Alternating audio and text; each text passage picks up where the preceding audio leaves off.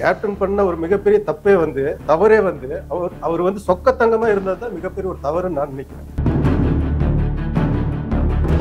இப்ப குடிச்சிட்டு பேசுறாருன்னு சட்டசபையில குடிச்சிட்டு பேர ஜெயலலிதா அம்மா சொன்னாங்க. உடனே அவர் வந்து அவங்க என்ன ஊத்தி கொடுத்தாங்களா அப்படின்னு. ஆனா இந்த அம்மையார் என்ன நினைச்சாங்க, சரி தேமுதிக வந்துச்சு, அவங்க வந்து நம்ம கூட கூட்டணி சேர்ந்து ஜெயிச்சாங்க, நம்மளுக்கு சப்போர்ட்டா தான் இருப்பாங்க அப்படின்னு அம்மையார் நினைச்சதா தவறா போயிடுச்சு.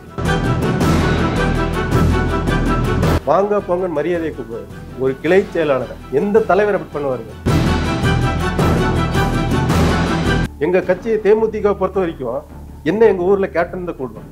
அதிமுகவில் வந்து யாராவது பார்த்தா புரட்சி தலைவர் அப்படின்வாங்களா, பெண்களை பார்த்த புரட்சி தலைவின்னு சொல்லுவாங்களா, திமுகவில் யாராவது பார்த்த கலைஞர் அப்படின்னு சொல்லுவாங்களா, கூடுவாங்களா? ஆனா எங்களை தேமுதிக அடிமட்ட தொண்டர் முதற்கொண்ட நிர்வாகிகள் வரைக்கும், மாநில நிர்வாகி, மாவட்ட செயலர் எல்லாத்தையும் வந்து கூப்பிடுறது அந்த கேப்டன் அப்படின்வாங்க. சோ கேப்டன் இறக்கல. மக்கள் கேப்டன் ஏமாத்தல, மக்கள் அவங்களையே ஏமாத்த.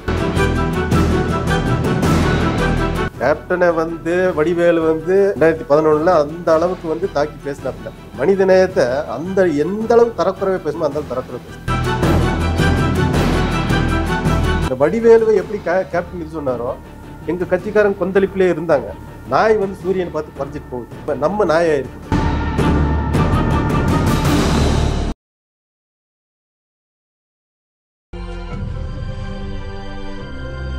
வணக்கம் சார். வணக்கம். நான் நீலகிரி மாவட்ட தேமுதிக மாவட்ட கழக செயலாளர் பத்மநாபன். டவர் நியூஸ் நேயர்களுக்கு எனக்கு அன்பான வணக்கங்கள். பெரும் மக்கள் வெள்ளத்துக்கு மத்தியில் கேப்டன் விஜயகாந்த் அவருடைய உடல் வந்து அடக்கம் செய்யப்பட்டிருக்கு. கண்டிப்பா எதிர்பார்த்தீங்களா சார்? தலைவர் இவ்வளோ மக்களை சம்பாதிச்சிருக்காரு அப்படின்னு எதிர்பார்த்தீங்களா? எங்களுக்கு தெரியும் சார், எங்களுக்கு நல்லாவே தெரியும். ஏன்னா ஆரம்பத்திலேருந்து நாங்கள் வந்து அவரோட ரசிகர் மன்றத்திலிருந்து நாங்கள் வந்தவங்க. 1987 கூலிக்காரன் படம் வந்தப்போ வந்து அந்த படத்தை பார்த்து அதிலிருந்து அன்றிலிருந்து வந்து நான் வந்து கேப்டனோட ரசிகனானது.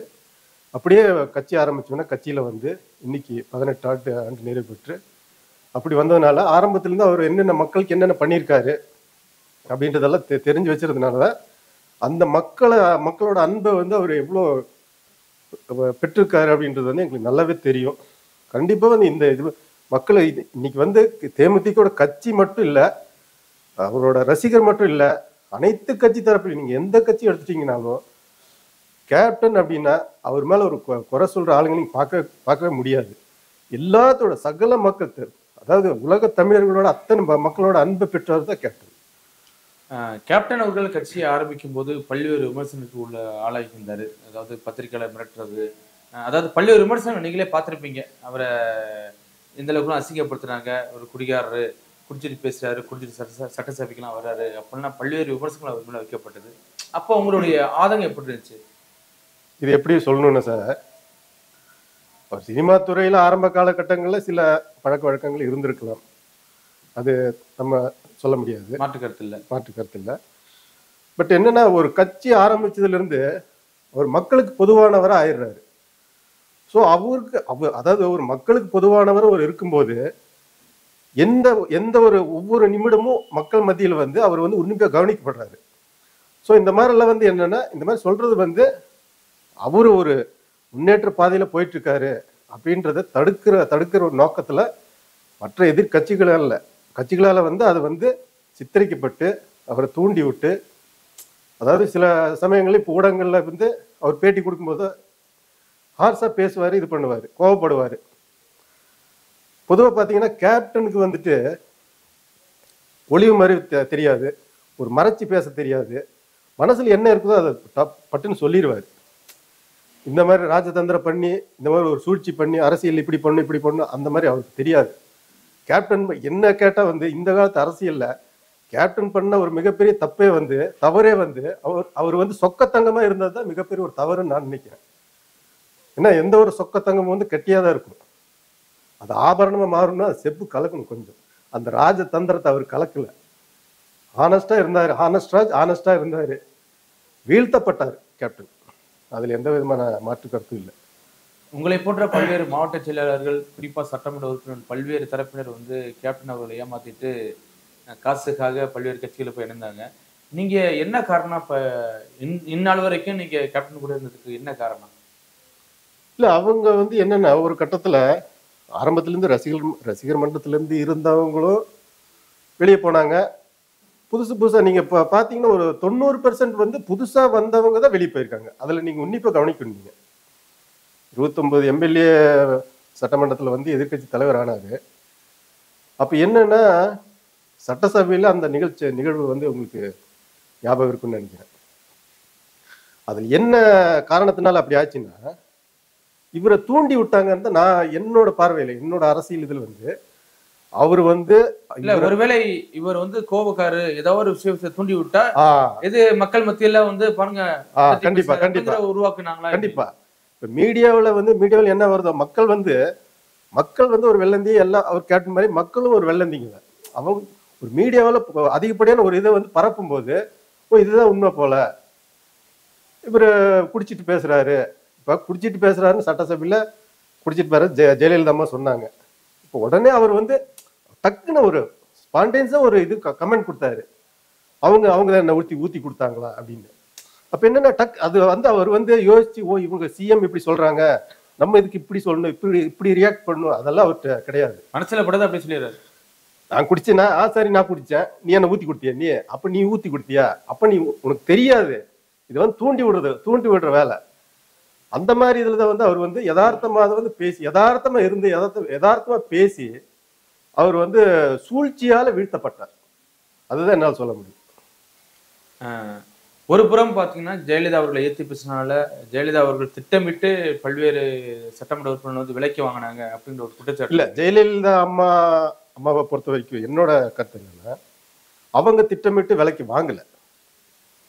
அவங்க திட்டமிட்டு விலைக்கு வாங்குற மாதிரி இருந்தா அவங்க வந்து 41 சீட்டு கொடுத்துருக்கவே மாட்டாங்க.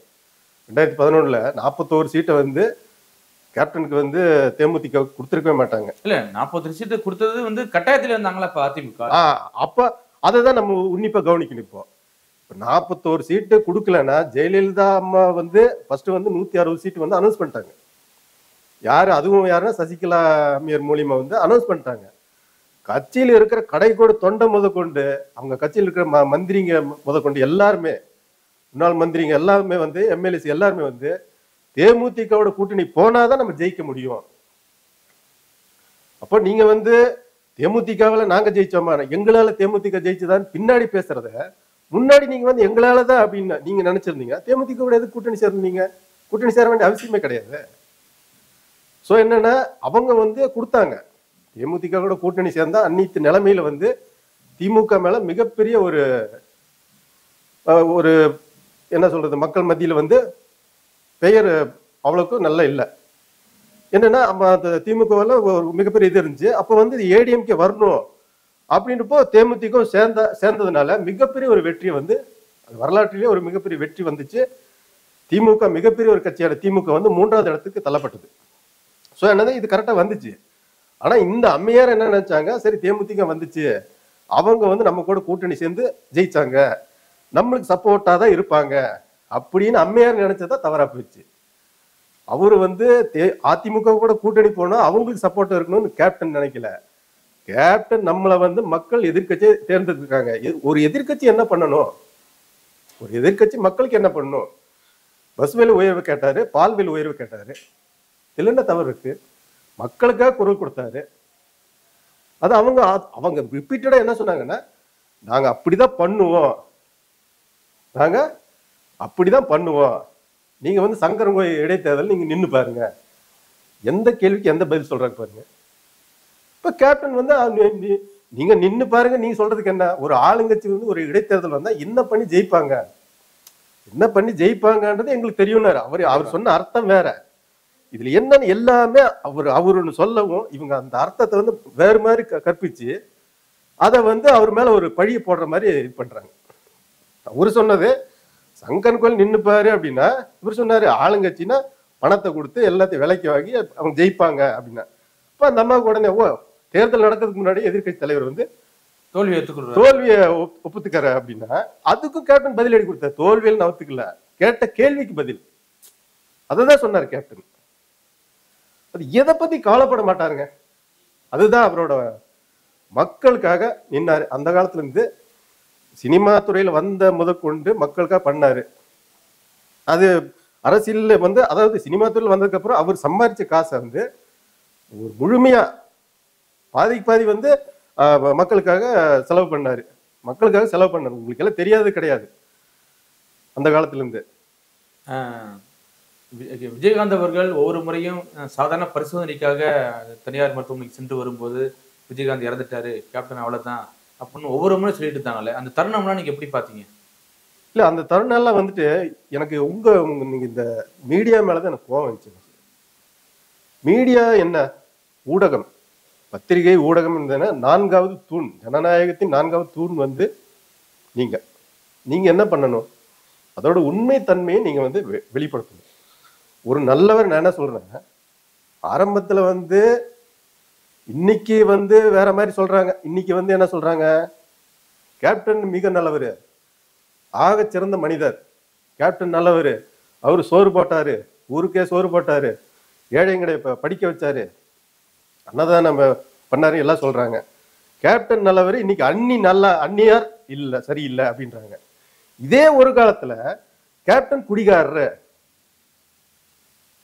குடிகாரரு, அவருக்கு என்ன தெரியும், அவருக்கு அரசியல் தெரியாது, எல்லாத்தையும் மிரட்டுறாரு, உதைக்கிறாரு, அவரு கெட்டவரு, அவங்க ஒய்ஃப் அந்நியாரு, அப்பா என்ன ஒரு லேடி, சிங்கப்பெண் அப்படின்னாங்க. அன்னைக்கு கேப்டன் நல்லா இருந்தப்பா. இன்னைக்கு கேப்டன் உடம்பு சரியில்ல, அந்த ஒரு காலகட்டத்தில் வரும்போது கேப்டன் நல்லவரு. இப்ப எல்லாம் தெரிஞ்சிருச்சு, மக்கள் மத்தியில இடம் பிடிச்ச எல்லாம் தெரிஞ்சதுல அந்த இதுல ரூட்ல போறாங்க. கேப்டன் நல்லவரு, அன்னைக்கு அந்நியார் நல்லவங்க சூப்பர் அப்படின்னு சொன்னவங்க இன்னைக்கு அந்நியார் சரியில்லைன்றாங்க. எந்த ஒரு கணவனையாச்சும் ஒரு மனைவி வந்து விட்டு கொடுப்பாங்களா? இல்ல, இப்ப அன்னைக்கூட பேச்சுவாக்குல கடைசியில எல்லாரும் நன்றி தெரிவிக்கும் போது கேப்டன் இருந்தா நன்னாளின்னு சொல்லி ஒரு வார்த்தை சொல்லிட்டாங்க திரு அந்நியார் அவர்கள். இது வந்து இன்னைக்கு பெரிய விமர்சனத்துக்குரியதா இல்ல. அது வந்து என்னன்னா, சில வாயில நம்ம வந்து சில இது வார்த்தைகள், கேப்டன் இருப்ப வந்து அந்நியார் எதிர்பார்த்தாங்களோ அப்படின்னு ஒரு குற்றச்சாட்டு வைக்கிறாங்க. இல்லைங்க, அந்த வாயில அந்த வார்த்தை வர்றது வந்து நம்மளுக்கே சில டைம்ல வந்தது அந்த துக்கத்தில் நம்ம என்ன பேசணும்ன்றது, அது அந்த வார்த்தைகள் சரியானபடி தெரியாது. இதுல வந்து இந்த சூழ்ச்சிக்காரங்க திமுக இதே இந்த கருணாநிதியே இருந்திருந்தா என்ன பண்ணா, கவிதை நடையில் அதை பற்றி சொல்லுவாரு, ப்ரிப்பேர் பண்ணிட்டு வந்து சொல்லுவாரு. அவருக்கு அப்படியே பழகிருச்சு, ப்ரிப்பேர் பண்ணலன்னா கூட அவருக்கு பழகிருச்சு.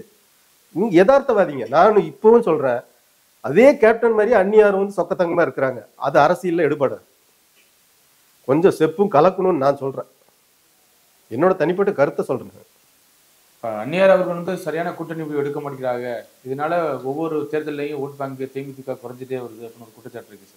ஒன்றும் இல்லை, அவங்க வந்து கரெக்டா தான் போறாங்க. நம்மளுக்குன்னு தமிழ்நாட்டில் இன்னைக்கு நீங்க தெரிஞ்சுக்கோங்க, தேமுதிக வந்து அங்கீகரிக்கப்பட்ட ஒரு கட்சி, சரிங்களா?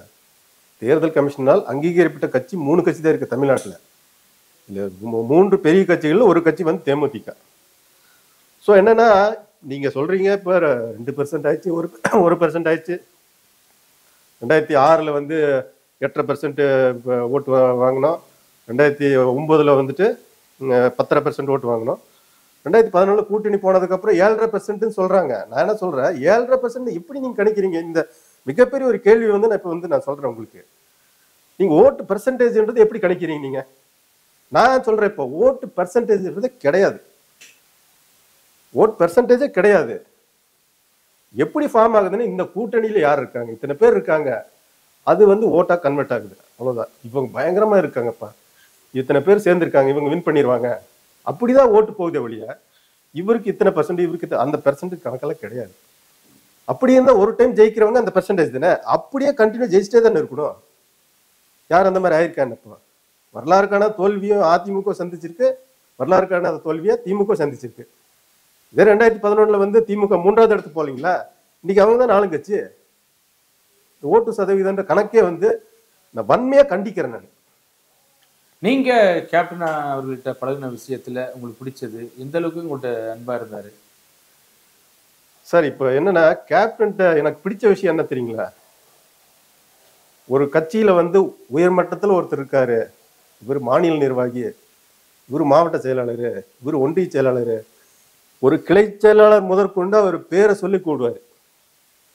இப்ப நீலகிரி மாவட்டம், நான் ஊட்டியிலேருந்து வந்திருக்கேன்னா, ஊட்டி, கூடலூர்ல, பந்தலூர், தேவால கிளைச்சலன்னா அவரை பேரை சொல்லி முருகேஷ் இங்க வா அப்படின்னுவாரு. பாபு இங்க வா, என்ன பண்ண, வீட்டுல நல்லா இருக்காங்களா, வாங்க போங்கன்னு மரியாதையை கூப்பிடுவாரு. ஒரு கிளை செயலாளரை எந்த தலைவர் அப்படி பண்ணுவாருங்க? அந்த ஒரு குணம் எனக்கு பிடிச்சது வள்ளல் குணம். இயன்றதை செய்வோம் இல்லாதவர்க்கு என்றதை எங்களோட கட்சியோட தாரக மந்திரம், கோட்பாடு. அந்த இயன்றதை செய்வோம். உங்களால முடிஞ்சதை நீங்க பண்ணுங்க. உங்களை நீங்க சம்பாதிக்கிற காசுல ஒரு 100 ரூபா சம்பாரிச்சீங்கன்னா ஒரு 10 ரூபா அடுத்தவங்களுக்கு உதவுங்க, இல்லாதவங்களுக்கு உதவுங்க, முடிஞ்ச அளவுக்கு ஹெல்ப் பண்ணுங்க, அன்னதானம் போடுங்க. நாங்க ஒவ்வொரு அவரோட பிறந்தநாள் அன்னைக்கும் நாங்க எங்களால என்னென்ன முடியுமோ அந்த அளவுக்கு. இப்போ போன பிறந்தநாள் அன்னைக்கு நாங்க குன்னூர்ல 120 ஆட்டோ ஓட்டுநர்களுக்கு நாங்க ஜர்க்கின், அந்த மழை காலத்துல போடுற ஜர்க்கின் 120 பேர் ஆட்டோ ஓட்டுநர்களுக்கு நாங்க கொடுக்குறோம். ஆளுங்கட்சி எதிர்கட்சியே இந்த மாதிரி பண்ணல, திமுக அதிமுக இந்த மாதிரி பண்ணல, எல்லாருமே பேசுறாங்க. அப்புறம் எங்களுக்கு நீங்க என்ன ஒரு இதுல குறிக்கோள் இந்த மாதிரி பண்றீங்க? எங்களுக்கு ஒண்ணுமே கிடையாது. எங்க தலைவர் சொல்லியிருக்காரு, உங்களால முடிஞ்சதை பண்ணுங்கன்னு சொல்லியிருக்காரு, நாங்க பண்றோம், அவ்வளவுதான். அன்னதானம் போடுறோம், 1000 பேருக்கு அன்னதானம் போட்டுருக்கிறோம். ஒவ்வொரு வருஷமும் 1000 பேருக்கு அன்னதானம் போடுறேன் நான். கேப்டன் இறப்புக்கு கட்சி பாகுபாடின்றி மத பாகுபாடின்றி எல்லாருமே வந்தாங்க. ஆமா. அப்போ பல்வேறு மக்கள், அதாவது விஜயகாந்தோட தொண்டர்கள் பல்வேறு என்ன சொன்னாங்கன்னா, அன்னைக்கு இத்தனை கட்சிக்காரனா துரோகம் மட்டும் தானே போனீங்க அப்படிங்கிற ஒரு பேச்செல்லாம் அன்னைக்கு அடிபட்டுச்சு. கண்டிப்பா. அப்படி துரோகம் மட்டும் போனவர்களுக்கு நீங்க என்ன சொல்ல விரும்புறீங்க? துரோகம் பண்ணிட்டு போனவங்களுக்கு நான் என்ன சொல்றேன் சார், இப்போ துரோகம் பண்ணிட்டு போயிட்டாங்க, அவங்க வாழ்ந்ததா சரித்திரம் கிடையாது. இன்னைக்கு காலத்துக்கு சரித்திர நாயகன் ஆயிட்டாரு கேப்டன். அங்க தலைவர் சரித்திர நாயகன் ஆயிட்டாரு. அவர் இப்ப நாங்க அடுத்தது கடவுள் தான். அவர் இருக்கும் போதே கடவுள். அவர் இறந்த போதும் அவர் இறக்கல. இப்போ கேப்டன் இறக்கல, அவர் கடவுள் எங்க மனசுல எல்லாம் வாழ்றாரு. எல்லாருமே கேப்டன். எங்க கட்சி தேமுதிக பொறுத்த வரைக்கும் என்ன எங்க ஊர்ல கேப்டன் தான் கூடுவாங்க. எந்த ஒரு தொண்டருக்கு அந்த மாதிரி பாக்கியம் கிடைக்குங்களா? அதிமுகவில் யாராவது பார்த்தா புரட்சி தலைவர் அப்படின்வாங்களா? பெண்களை பார்த்த புரட்சி தலைவின்னு சொல்லுவாங்களா? திமுகவில் யாராவது பார்த்த கலைஞர் அப்படின்னு சொல்லுவாங்களா, கூடுவாங்களா? ஆனா எங்களை தேமுதிக அடிமட்ட தொண்டர் முதற்கொண்ட நிர்வாகிகள் வரைக்கும், மாநில நிர்வாகி, மாவட்ட செயலர் எல்லாத்தையும் எல்லாரும் யாராவது பார்த்து, எங்க கட்சிக்காரங்களை யாராவது பார்த்து கூப்பிடுறது அந்த கேப்டன் அப்படின்வாங்க. சோ கேப்டன் இறக்கல, கோடிக்கணக்கான கேப்டன் இன்னைக்கு இருக்கிறாங்க தமிழ்நாட்டில். 28ஆம் தேதி காலை 6:10 மணி அளவில் கேப்டன் இறந்துட்டாரு அப்படின்னு செய்தி உங்களுக்கு எப்படி கிடைச்சு? தரம்பத்தை பற்றி சொல்லுங்க. இல்ல, அது ஆக்சுவலா ஒரு 9 மணிக்கு தான் டிக்ளேர் பண்ணாங்க. நான் காலையில விடிய காலில் அதுக்கு முதல் நாள் அதாவது ஆல்ரெடி அவர் ஹாஸ்பிட்டல் இருந்து தான் வந்தாரு, செயற்குழு பொதுக்குழு வந்தாரு. அப்ப எனக்கெல்லாம் ரொம்ப, அதாவது மற்ற மீடியாக்களோ எதிர்கட்சிகளோ பரப்புற ஒரு விஷயம் வன்மம், அது வன்மத்தின் உச்சது. அதாவது வீட்டுக்குள்ளே இவர் ரெஸ்ட் எடுக்கணும், செயற்குழு பொதுக்குழுக்கு கூட்டிட்டு வரக்கூடாது அப்படின்னு சொல்றாங்க. அது தவறு. அது ஒரு மனிதன் ஊருக்காக வாழ்ந்த ஒரு மனிதர் வீட்டுக்குள்ளேயே முடங்கி கிடக்கிற மாதிரி அவரு கூட மைண்ட் செட் ஆகுது. அவரு தான் செயற்குழு பொதுக்குழு வெயின்றார். செயற்குழு பொதுக்குழு அந்நியார் கூட்டிட்டு கேப்டனை கூட்டிட்டு வரல. மிகப்பெரிய தவறு. அதை நான் வன்மையா கண்டிக்கிறேன். நான் கேப்டன் செயற்குழு பொதுக்குழு வெய்யு அப்படின்றாரு, ஆர்டர் பண்றாரு. கேப்டன் ஆணைதான், கேப்டன் கடைசி வரைக்கும் ஆணைதான். செயற்குழு பொதுக்குழு வெய்யின்றாரு. அந்நியார் மறுபேச்சு பேசக்கூடாது, பேசவும் விட மாட்டாரு. செயற்குழு பொதுக்குழு வைக்கிறாங்க. அங்க வந்தாரு, லட்சோப லட்சம் தொண்டர்களை பார்த்தவனே அவருக்கு அவ்வளோ ஆனந்தம். அதை கஷ்டப்படுறாரு, விழுக போறாரு, உடம்பு சரியில்லைன்னா கொஞ்சம் அப்ப முன்ன பின்ன ஆகத்தான் செய்யும். அவர் நிதானமே இல்லாம இருந்தாரு. நிதானம் என்ன நிதானம்? உடம்பு சரியில்லைங்க அவருக்கு என்ன உடல்நிலை எப்படி இருக்குன்னு எல்லாத்துக்கும் தெரியாது. நிதானம் இல்லாம இருக்கிறது என்ன இருக்கு? உடம்பு வீக்கா இருக்கு, அப்படிதான் இருப்பாரு. அதுல என்ன இது இருக்கு? தொண்டர்களை பார்த்தவனே மிகப்பெரிய இல்ல சார், தொண்டர்களை பார்த்தவனே அந்த உற்சாக மிகுதியில் தான் அப்படி எல்லாம் பண்றாரு ஒழியா எந்திரிச்சு நிக்க பார்த்தாருங்க. அந்த உற்சாக மிகுதியில் தான் பண்ணாரு ஒழியா அவனால முடியல இவங்க கூட்டிட்டு வந்தாங்க, அது தவறு. அது மிகப்பெரிய தவறு. நான் மறுபடியும் வன்மையா கண்டிக்கிறாத. இல்ல என்ன எல்லாரும் என்ன சொல்றாங்கன்னா எல்லாரும் மனிதரை கூட்டியாந்து இல்ல சார் இல்ல அது அந்த கேப்டனை பார்க்கும்போது பல்வேறு சந்தோஷத்தோட பார்த்தாங்களா, ஆதங்கத்தோட எப்படி சார்? அது ஆனந்த கண்ணீர் சார். அது இப்படி ஆயிட்டாருன்றது அவங்க எனக்கு தெரியும் சார். கேப்டன் உடம்பு சரியில்லை, அவ்வளவுதான். அவர் வீட்டில் இருப்பாரு, ஆணையிடுவாரு, நாங்க செய்வோம். அண்ணி இருக்காங்க, விஜய் பிரபாகர் இருக்காப்ல சார். எங்க கட்சிக்கெல்லாம் இன்னும் 100 அசைக்கவே முடியாது சார். சேலஞ்ச் வைங்க நீங்க.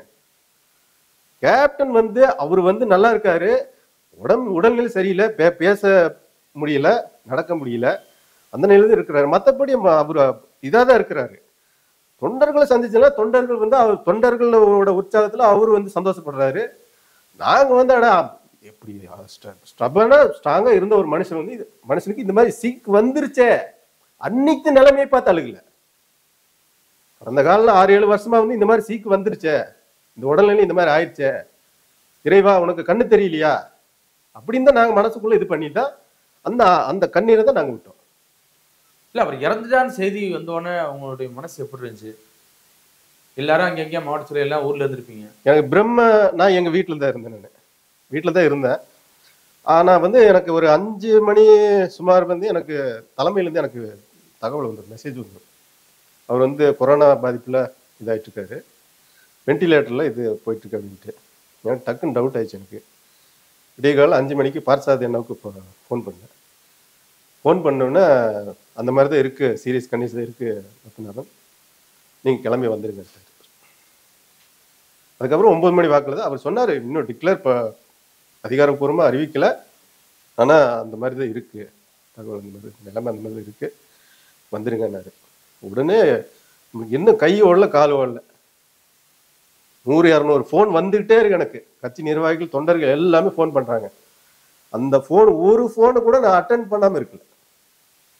நான் ஏதோ புறப்பட்டு வந்துட்டேன், எவனோ எக்கெடுக்க அப்படி கிடையாது. எல்லாத்துக்கும் ஃபோன் அட்டன் பண்ணி நான் என்னோட வேலை எல்லாத்தையும் துணிமணியெல்லாம் எடுத்து வைக்கிறது, இது பண்ணுறது, போகிறது வர்றது, லாங்காக வரோம் இல்லைங்களா, அதெல்லாம் எடுத்து ரெடி பண்ணிட்டு வரும். எல்லாத்துக்கும் ஃபோன் பண்ணவங்களும் அட்டன் பண்ணி எல்லாரும் வாங்க எல்லாரும் வாங்கன்னு தான் சொன்னேன். எல்லாம் சென்னை புறப்பட்டு வந்துருங்க. இல்ல உங்களுடைய அந்த தருணம் எப்படி இருந்துச்சு? இப்ப எனக்கு போயிட்டாரா அப்படிங்கிற ஒரு இல்லை, எனக்கு அது பித்து பிடிச்ச மாதிரி ஆயிடுச்சுங்க. எனக்கு ஒண்ணுமே பிளாங்க் ஆயிடுச்சு. எனக்கு மைண்டு ஓடுறதுல.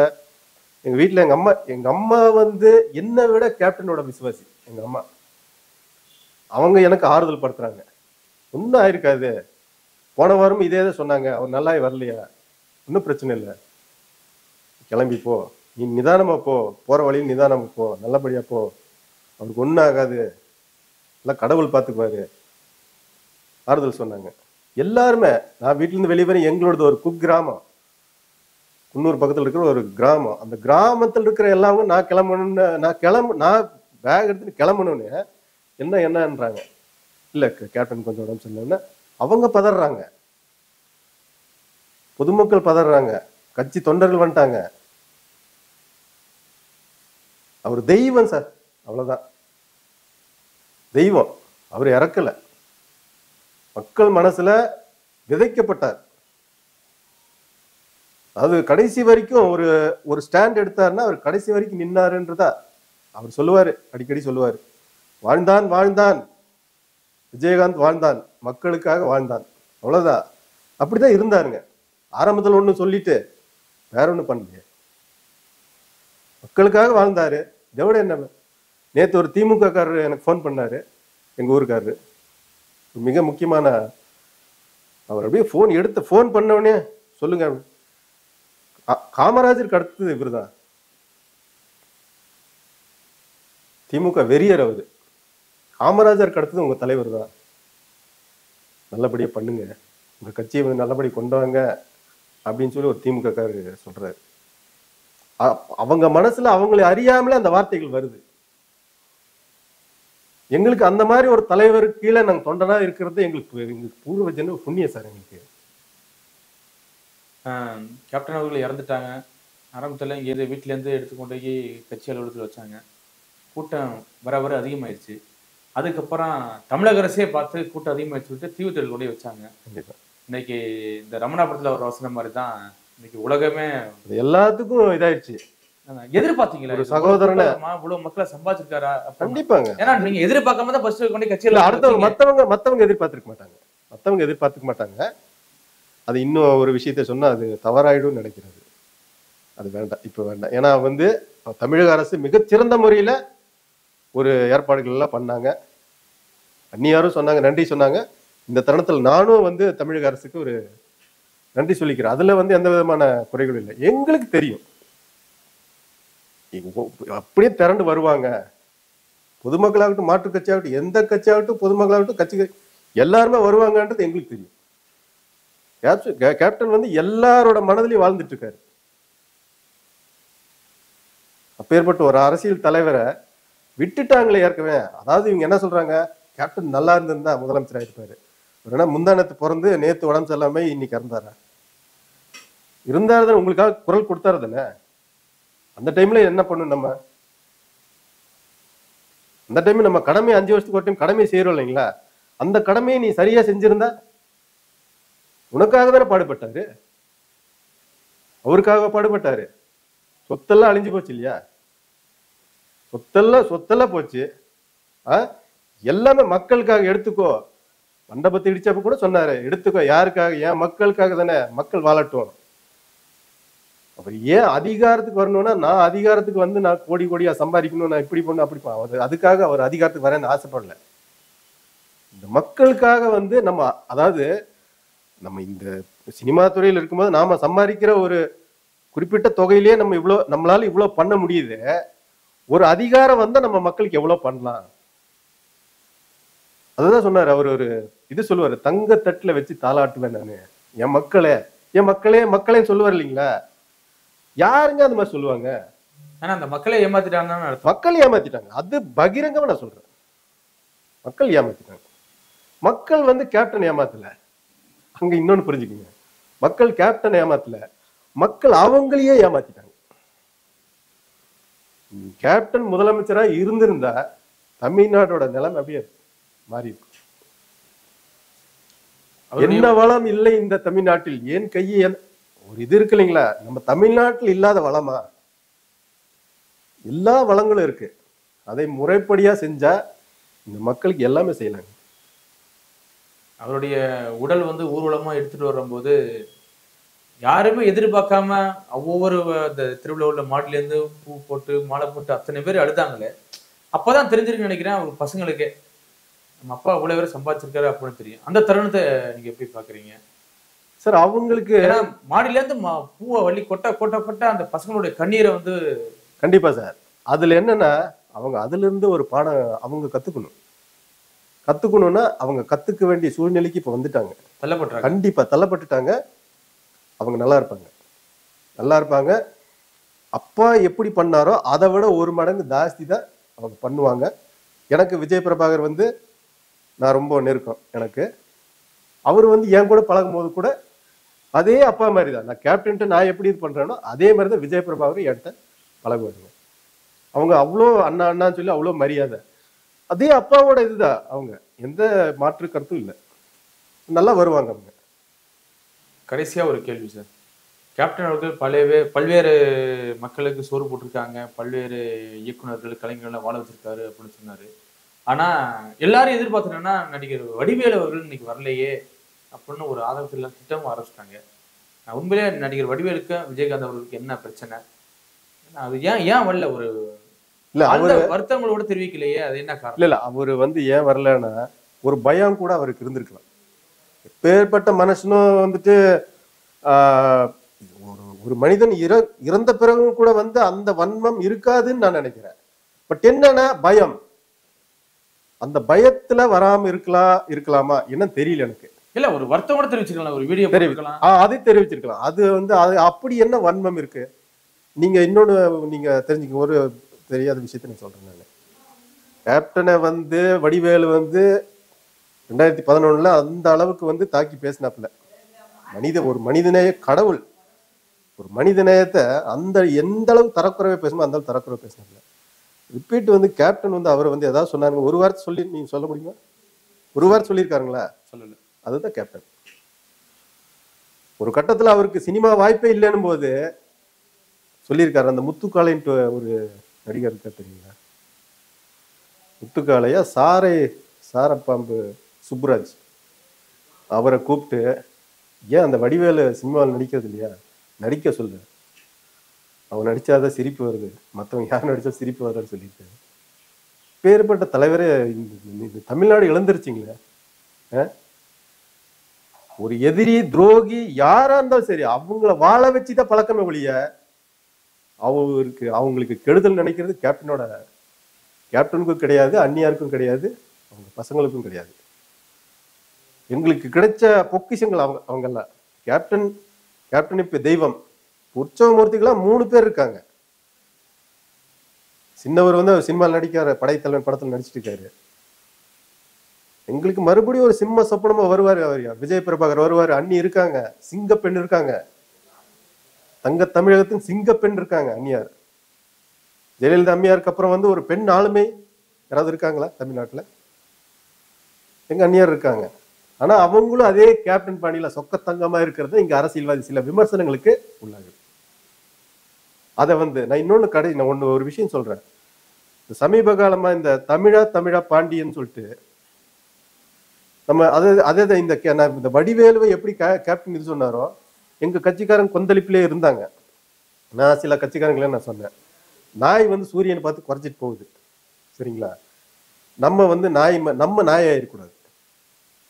அதுக்கு இந்த விளக்கங்கள்ல அவர் வந்து என்னென்ன சொன்னாரோ அதுக்கு அவர் வந்து அந்த மீடியாவில் என்ன சொல்றாரோ, யூடியூப் சேனல்ல வந்து சில சேனல்ல என்ன சொல்றாரோ, குற்றம் சொல்றாரோ, அந்த குற்றங்களுக்கெல்லாம் இது சொன்னதெல்லாம் பதில். நீங்க நினைக்கிற மாதிரி கிடையாது. அது ஏதோ தூண்டுதல் பேர்ல நடக்குதோன்னு எனக்கு சந்தேகம் இருக்கு. அதை நான் வன்மையா கண்டிக்கிறேன். அதை வந்து நிறுத்திக்கணும். இல்ல, மறைந்த பிறகும் அவரை வந்து நிறுத்திக்கணும். அது மிகப்பெரிய தவறு தானே. தவறு, மிகப்பெரிய தவறு. மறைந்த பிறகு இல்ல, என்ன ஆனாலும் பொய் குற்றச்சாட்டு அப்படி சொல்லக்கூடாது. அது அவரா சொல்லல, எனக்கு அவர் யாரோ தூண்டுதல், அந்த யாரோன்றது நீங்க கெஸ் பண்ணிக்கீங்க. தூண்டுதல் பேர்ல நடக்குது. அதெல்லாம் ரொம்ப வன்மையா கண்டிக்கிறேன். இப்படி பண்ணக்கூடாது. சாபம் பிடிச்சிரும், உங்களுக்கு சாபம் பிடிச்சிரும். சொல்றேன், நான் சாபம் போடுறேன் அந்த ஆளை. இனிமே நிறுத்திக்கங்க. நீங்க உங்களுக்கு வேற ஏதாவது வேலை இருந்தா பாருங்க. நீங்க உங்களெல்லாம் திட்டி ஒண்ணு அப்படி பண்ணிடுவேன் இப்படி பண்றதுக்கு பண்ணிடுவாங்க, இப்படி சொடக்கு போட்டு பண்ணிடுவாங்க. ஆனா வேண்டாம். அந்த இதுக்கு இப்ப எங்களோட ரூட் வேற, எங்களோட இலக்கு வேற. மக்களுக்கான இயக்கம் தேமுதிக. ஆனா என்ன சொல்றேன்னா, அதெல்லாம் வேண்டாம். நீங்க நல்ல காரியங்களை பண்ணுங்க. தேமுதிக ஏதாவது குற்றங்கள் இருந்தா டைரக்டா நீங்க வாங்க, ஆபீஸ் வாங்க. தைரியம் இருக்க. நான் இன்னைக்கு அந்த தமிழா பாண்டியனை இது பார்த்து கேட்கிறேன் நானு, நீ குற்றம் சொல்லப்பா, உன் வரவே இருக்கிற, வா கோயம்பேட்டில் ஆபீஸ் இருக்கு, வா தேமுதிக ஆபீஸ் வாப்பா, உனக்கு என் கட்சி கடைக்கோடி தொண்டை உனக்கு பதில் சொல்லுவான். தேமுதிக ஒன்னும் அரசியல் தெரியாதவங்க யாரும் கிடையாது. என் கடைக்கோடி தொண்டை உனக்கு பதில் சொல்லுவான். நீ குற்றங்கள் தான் சொல்லு, அது உண்மையான குற்றங்களா இருந்தா நாங்க திருத்திக்கிறோம். எங்களுக்கு அந்த ஒரு மனப்பக்குவத்தை, எங்களுக்கு அந்த ஒரு பக்குவத்தை வந்து கேப்டன் வந்து ஊட்டியிருக்காரு, சரிங்களா? அதனால இனிமே வந்து அந்த மாதிரி பேசாதீங்க.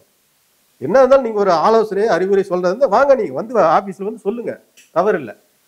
பொய்யான குற்றச்சாட்டுகளை, வன்மத்தை வந்து கக்காதீங்க. இந்த சேனல் மூலியமா அவருக்கு நான் எச்சரிக்கிறேன். நான் கண்டிப்பா பல்வேறு விமர்சனங்கள், பல்வேறு குற்றச்சாட்டுகள் வந்தாலும் அவருடைய இழப்பு வந்து இன்னைக்கு வந்து பேரிழப்பு. பட் அந்த இழப்பு வந்து அத்தனை குற்றச்சாட்டுக்கும் பதில் சொல்லியிருக்குன்னு நினைக்கிறேன். கண்டிப்பா மக்கள். அதுதான் கேப்டன், அதுதான் தெய்வம். தெய்வம் வந்து எப்படி பதில் சொல்லணும்னா, அது ஆட்டோமேட்டிக்கா நடக்கும், இயற்கையா நடக்கும். அதுதான் வந்து கேப்டனோட ஒரு இது. கேப்டன் ஒருடைய தமிழக மக்களும் ஒருடைய மனதிலையும் இருப்பார், தொடர்ந்து வாழ்ந்து வருவார். மிக்க நன்றி சார். கண்டிப்பா, ரொம்ப நன்றி.